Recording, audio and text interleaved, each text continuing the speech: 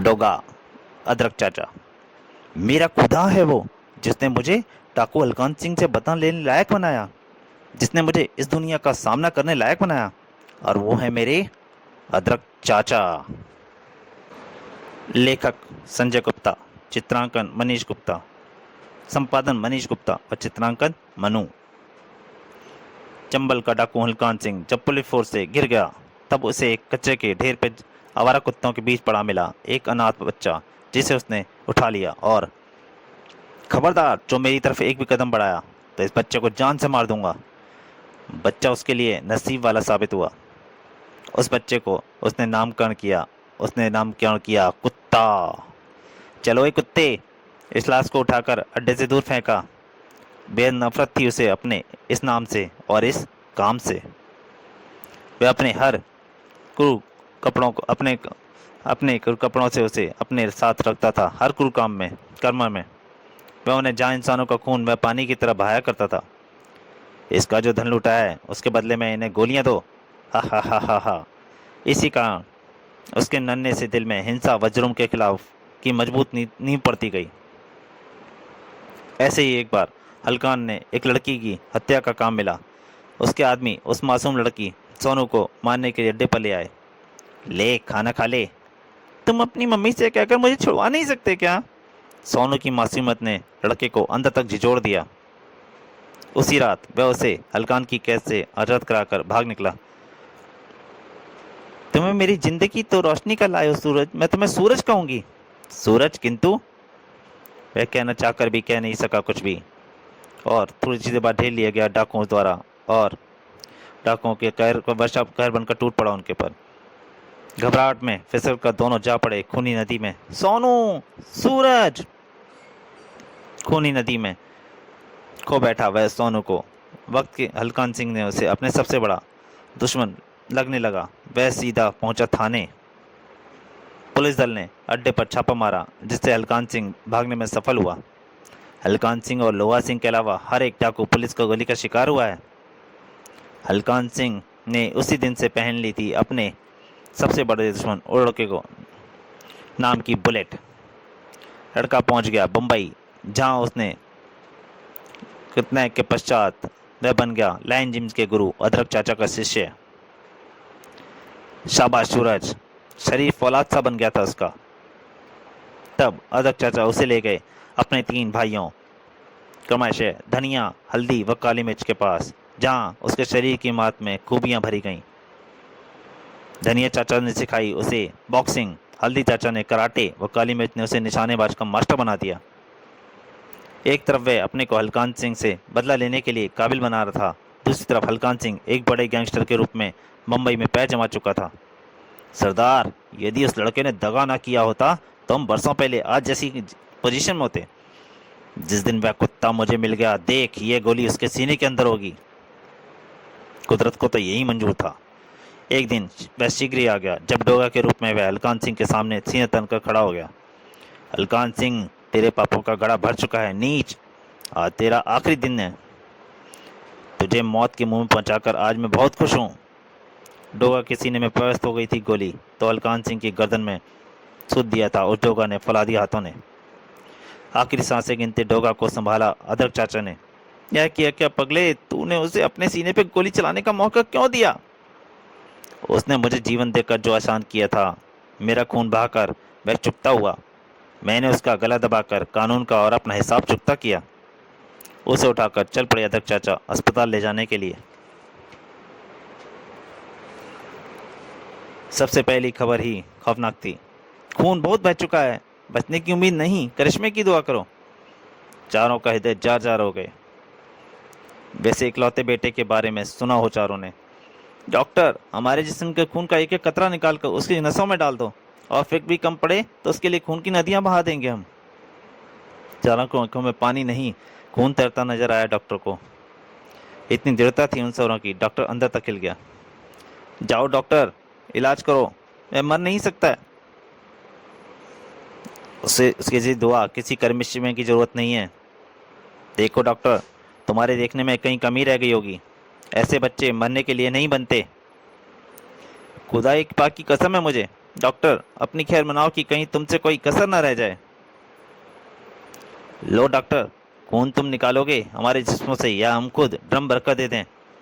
Doctor खड़ा ना रह सका वहां, क्योंकि उनका व सूरज का ब्लड ग्रुप अलग था। इसलिए चारों ने ब्लड बैंक जाकर रक्तदान किया, जहां उन्हें उसके बदले मिल गया सूरज के ब्लड ग्रुप का खून। डॉक्टर लग गए सूरज के उपचार में। विल पावर डॉक्टर शर्मा, यानी इच्छा शक्ति और फिर मेडिकल हिस्ट्री में कमाल बहुत हुए हैं। अगर ये बच गया तो कमाल हो जाएगा डॉक्टर, गोली ने इसका सीना काफ़ी डैमेज कर दिया है। घंटों के इंतजार के बाद चारों को संतुष्टिजनक जवाब मिला, हमारी तरफ से सब कुछ है, सब कुछ ठीक है। अभी वह 72 घंटे के ऑब्जर्वेशन में है। अब उसके होश आने पर ही कोई जवाब दिया जाएगा। वह जरूर होश में आएगा डॉक्टर। 36 घंटों में भी होश आ गया था उसे। अध्यक्ष चाचा, मेरा बदला पूरा हुआ अध्यक्ष चाचा। हाँ बेटा हाँ, अब तुम आराम करो। चारों के चेहरे पर आत्मिक मुस्कान खेल रही थी। 2 महीने बाद जब हॉस्पिटल से उसे छुट्टी मिलने वाली थी, देखो अदरक चाचा, तुम्हारी मित्रता के कारण मैंने पुलिस को इन्फॉर्म किए बिना इसकी गोली निकाल दी थी, किंतु अब कोई इंस्पेक्टर चीता इससे मिलना चाहता है। देखना उसे गोली की भनक न लगे, वरना मेरी नौकरी जा सकती है। तुम बेफिक्र हो जाओ डॉक्टर। बम्बई पुलिस का सबसे काबिल और होना इंस्पेक्टर चीता अंदर आ गया। Good morning everybody. अरे भाई, 2 महीने से कहाँ गायब हो गए थे सूरज? आज पता चला तुम हॉस्पिटल में हो, तो फौरन तुम्हारा हाल जानने आ पहुंचा। यहाँ मरीजों को बॉडी बिल्डिंग सिखाने आया था इंस्पेक्टर साहब। उसके इस जवाब ने चीता को बुरी तरह कुपित कर दिया। अदरक चाचा ने झट बात संभाली। यह तो मजाक कर रहा है इंस्पेक्टर साहब। इसके सीने पर भारी वजन गिर गया था, जिससे सीना काफ़ी डैमेज हो गया था। उसी का इलाज यहाँ चल रहा था। ठीक है, लेकिन इसे समझा दो कि चीता को मजाक पसंद नहीं है। Good bye. उसके बाद मुड़कर कमरे से बाहर निकलता चला गया चीता। अदक चाचा सूरज को लेकर लाइन जिम पहुंचे। वहां पहले से ही मौजूद हल्दी, धनिया, काली मिर्च ने उसका भव्य स्वागत किया। अदरक चाचा सूरज को लेकर लायन जिम पहुंचे। वहां पहले से ही मौजूद हल्दी, धनिया, काली मिर्च ने उसका भव्य स्वागत किया। वेलकम सूरज। पांचों का वह जश्न शाम तक मनाया गया। पांचों ने रात घिरते ही बम्बे की सड़कों पर निकल पड़े रातों के राजा ठुमरी, बॉबी, हल्लड़ व काकू की चौकड़ी। एक रेस्तरां में घुसते चले गए चारों। आ गए आज फिर मुफ्तखोर। एक मेज और 4 कुर्सियां हथियाली चारों ने। ए छोकरे, 4 कड़क चाय मार, ओए देखता नहीं है, बॉबी आई है अपने फ्रेंड्स के साथ। लेकिन आज किसी ने ना उसकी तरफ देखा, ना उसकी आवाज़ सुनी। कुछ क्षण की खामोशी ने तोड़ा छनाक की आवाज़ ने। ए चन्नू, क्या बात है बे? बॉबी गूंगी हो गई है या तुम बहरा हो गया? ओए चाय क्यों नहीं आई अभी तक? रेस्तरां मालिक चन्नू का माथा फट, खून बाहर छलक पड़ा। चन्नू काउंटर से बाहर पर चिपटा। बहुत हो गया, अब तक तो तुम्हें उधार देता रहा, यह सोचकर कि अनाथ हैं, कहाँ जाएंगे झोपड़पट्टी छोड़कर, किंतु तुमने चन्नू को शायद डरपोक समझ लिया है। बहुत गुस्से में रहा था चन्नू। बॉबी ने भी संभाल लिया था। तभी ठुमरी बीचों कूद पड़ा। रुको चन्नू, रुको बॉबी, ये पहले मुझसे पंजा लड़ाएगा। अगर यह जीत गया तो हम कभी यहाँ उधार नहीं खाएंगे, और यह हार गया तो हम हमेशा मुफ्त खाएंगे। बोल चन्नू, मंजूर है? यह लड़ाई में तेरा ही नुकसान होगा। ठीक है, किंतु जीतने के बाद इस छोकरी की शक्ल भी बिगाड़ दूंगा, कर छोड़ूंगा। चन्नू की बजाय बुरी तरह फड़ा करी थी। 2 फौलादी पंजे एक दूसरे से उलझ गए। देखने वाले हर व्यक्ति की आंखों की सांसें जड़ होकर रह गई थीं। कुछ क्षणों तक एक दूसरे को तोलने के बाद दोनों ने जोर लगाना शुरू किया। उफ, इसमें तो वाकई बहुत ताकत है। ए ठुमरी, देख, अपन की नाक नहीं कटनी चाहिए। देख बे, संभाल खुद को, 2 पल में हरा दूंगा इसे। चन्नू का पलड़ा भारी पड़ने लगा। लेकिन हारने के बाद बंद हो जाने वाले उधार का ख्याल आते ही, नहीं, भूखा नहीं रहना हमें। शाबाश ठुमरी, शाबाश, गिरा दे जल्दी से। उफ, ये अचानक इसे क्या हुआ? बाजी अब ठुमरी ने हथिया ली, और अगली पल चन्नू का पंजा टेबल से जा चिपका। हार गया चन्नू। वो मारा, चन्नू हार गया, अब मुफ्त खाना पक्का। नहीं, इतनी आसानी से नहीं हारेगा चन्नू। चन्नू के अंतर में दहकती आग और भड़क उठी। टेबल उछाल फेंकी उसने, साथ ही उछल गई ठुमरी। छन्नू अब तुम चारों को यहाँ से जिंदा नहीं जाने देगा, हराम खोरो। हार के अपमान से पगला उठा था वह। बॉबी उछली, धाड़। छन्नू तो भूल गया है कि बॉबी के कराटे में ब्लैक बेल्ट हासिल है। तभी ठुमरी ने फुर्ती से उछलकर जकड़ लिया उसे। आज तेरी इतनी धुनाई कर देंगे फिर कभी गलती से भी नहीं भूलेगा। काकू का चाकू निकल आया। बोल कच्चा चाकू पक्का चाकू, कच्चा चाकू पक्का चाकू, देख लूंगा तुम सबको। एक हाथ में लिया उसने छन्नू का पंजा और दूसरे हाथ में थमा चाकू फुर्ती से नीचे आया। खचाक कट के पड़ी छन्नू की चारों उंगलियों का पांचवा अंगूठा। फिजा में गूंज उठी छन्नू की हिंसक डकार, नहीं अब बहुत हुआ। वे चारों सड़क छाप गुंडे और छन्नू अखाड़े का पहलवान पूरी ताकत बटोर कर उछला वह। छन्नू के हाथ में आ गई एक लालटेन जिसे उसने घुमा दिया। ऐसी मौत दूंगा तुम्हें कि मौत भी कांप उठेगी। गर्म भभकती हुई लालटेन ने पूरी तरह झुलसा दिया काकू का चेहरा। तब भी हड्डल कंचागार से कांच की तरह छोटी सी गेंद जिसे कंचावे कहते हैं उछाल फेंकी। वो मारा ताना, सही लगा निशाना। उफ, एकदम ठीक निशाना था छन्नू का। हाथ से छूट गई थी लॉलटेन, किंतु वह जरा भी नहीं चुका। पास ही पड़े सोडे के कैरेट पे झपट कर उसमें से बोतलें निकालकर फेंकनी शुरू की उसने। बोल बेटा, यह निशाना कैसा लगा? तड़ाक तड़ाक। उफ, सोडा भरी बोतलें टकराते ही किसी बम के समान ही फटी। कांच के टुकड़े ठुमरे व हड्डल के चेहरों में धस गए। उनका हश्र देखकर काकू और बॉबी उछले, किंतु उफ, काकू अब की बार इसका टैंटू करना चाहिए। बेंच का प्रहार वाकई ताकतवर था। फिर संभलने का मौका नहीं दिया छन्नू ने उन्हें और ढूंढता चला गया। मुफ्त खोरो, मुफ्त की खाते हो और आंखें भी दिखाते हो। मार डाला मेरी माँ, हाय मार डाला। काफी देर पश्चात बेंच पटक कर उसने काउंटर की तरफ भागा वह। तुम्हें दूंगा मैं केवल मौत, मौत, मौत, और वो भी उधार नहीं, मुफ्त। अगली पल तलवार खींच ली उसने। सन्नाटा खिंचा हुआ था तब, जबकि उसका तलवार वाला हाथ किसी भी पल नीचे आने वाला था। और यह सबक होगा रेस्तरां और मुफ्तखोरों के लिए। उफ, उसी सन्नाटे को तोड़ती हुई एक किलो और फर्श पे फिसलती हुई बॉबी के हाथ के पास आकर रुकी। और एक भी पल देर की चारों में से किसी एक की जान ले आती। खींचे खींचो गोलियां छन्नू की छाती में सांधती चली गईं। चारों ने अब तक ना अपने जीवन में किसी का, चारों को अपने जीवित होने का विश्वास नहीं हो रहा था। फिर वालों कहाँ से आई? किसने पहुंचाई ये रहता कि कौन है हमारा मददगार? मौत के पंजे से छूट कर निकले हैं हम। कुछ ही पल की खामोशी के पश्चात गूंज उठा वह स्वर। गेंडा, गेंडा ने भेजी है मदद। कई दिनों से हम तुम्हारे पीछे पड़े हैं तुम्हें परखने के लिए। आज तुमने इससे लड़कर साबित कर दिया कि तुम वाकई हमारे काम के काबिल हो।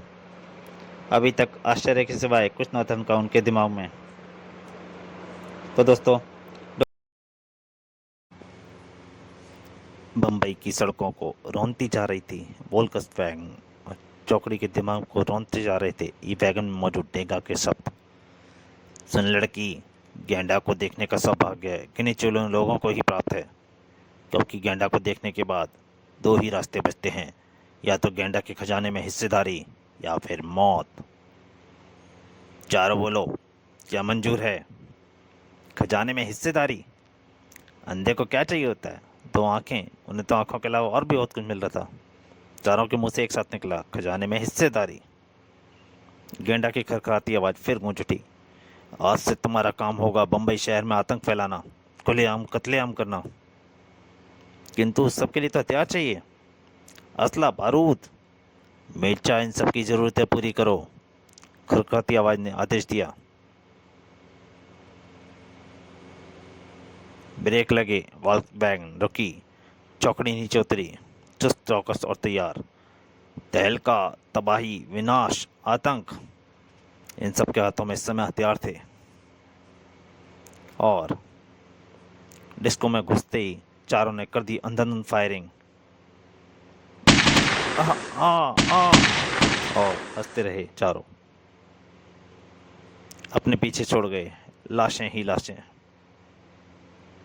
और उसी रात एक नाइट क्लब में गूंज उठे मौत के धमाके। गेंडा की अपेक्षा से कहीं ज़्यादा कत्लेआम किया था उन्होंने, और गेंडा की अपेक्षा से कहीं ज़्यादा आतंक फैला था मुंबई में। Nonsense, what nonsense! एक ही रात में 4 हत्यारे 80 कत्ल कर गए। और पुलिस कुछ न कर सकी। बुरी तरह खोल रहे थे कम्युनिस्ट त्रिपाठी। हत्याकांड के विरोध में आज पूरा भारत बंद है। नॉनसेंस, ऑल आउट, और पुलिस हाथ पर हाथ धरे बैठी है। एकाएक उसकी निगाहें घूमी। इंस्पेक्टर चंडू, तुम्हारे इलाके में हुए वे दोनों हत्याकांड, कहाँ थे तुम उस वक्त? ये सर।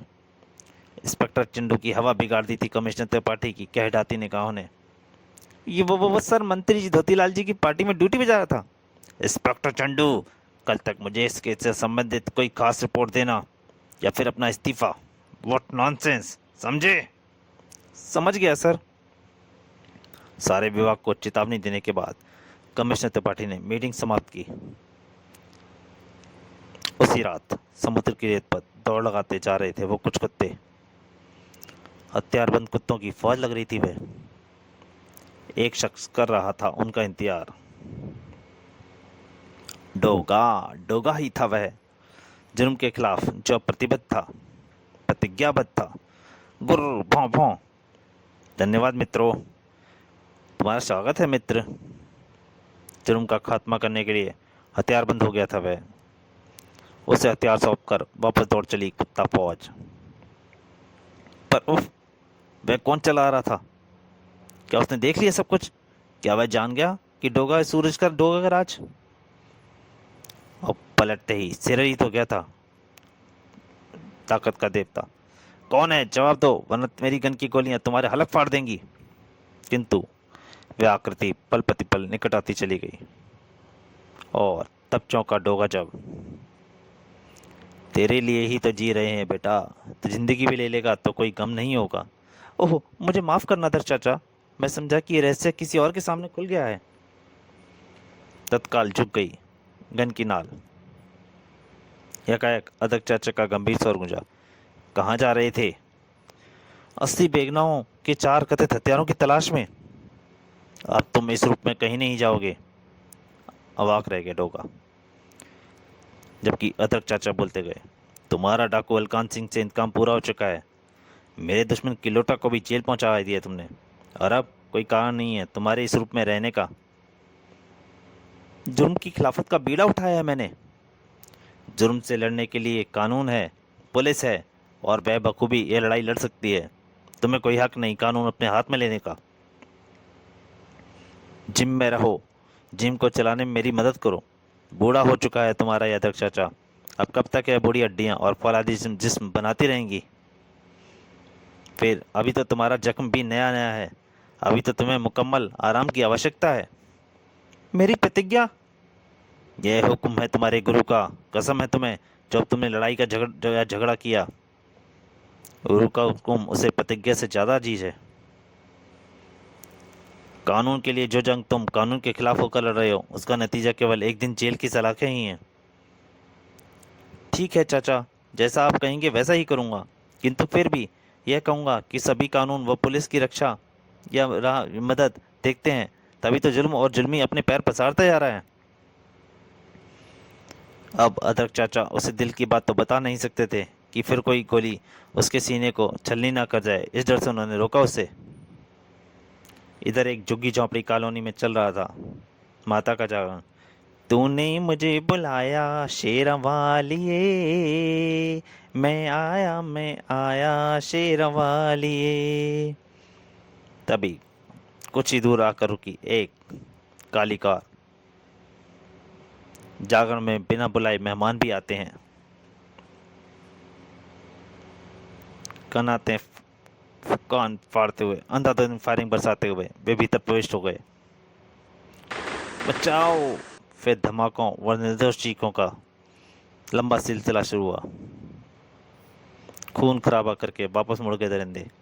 हा हा हा, खून, कत्ल, हत्या। वो मारा ताना, सही लगा निशाना। कच्चा चाकू पक्का चाकू, कच्चा चाकू पक्का चाकू। हा हा हा, ताकत का बोल बाला। लाशों का अंबार लगा हुआ था। तीनों गाड़ी के अंदर सवार हो गए और हड्डल दिल्ली व टिक्की पर चढ़ गया। गाड़ी ने दौड़ लगा दी। देख काकू, हड्डल पीछे चढ़ गया है ना? हाँ अपना यार परफेक्ट हो गया है। तभी उनके कानों को सुनाई पड़ी पुलिस सायरन की आवाज़। इंस्पेक्टर चंडू था उस पुलिस जीप पर सवार। गाड़ी और तेज चलाओ, बचकर नहीं जाना चाहिए आज ये गैंग। हड्डल कंचा मार को साफ दिखाई दे रहा था, उसकी अपनी तरफ बढ़ता खतरा। पुलिस यानी निशाना तानने का समय आ गया। ही। इंस्पेक्टर चंडू के रिवॉल्वर की स्टेन गन से एक साथ कई फायर हुए। वो मारा ताना, सही लगा निशाना। इंस्पेक्टर चंडू के माथे के बीचों बीच एक गोली आकर लगी। बाकी गोलियों ने छलनी कर दिया था जीप के ड्राइवर का जिस्म। जीप जा टकराई सड़क किनारे खड़े एक पेड़ से और गिरोह बच निकला। तो दोस्तों, जोगा और अदरक चाचा का पहला भाग यहीं तक। इसके दूसरे और अंतिम भाग में जल्दी हाजिर होऊंगा। तब तक के लिए नमस्कार।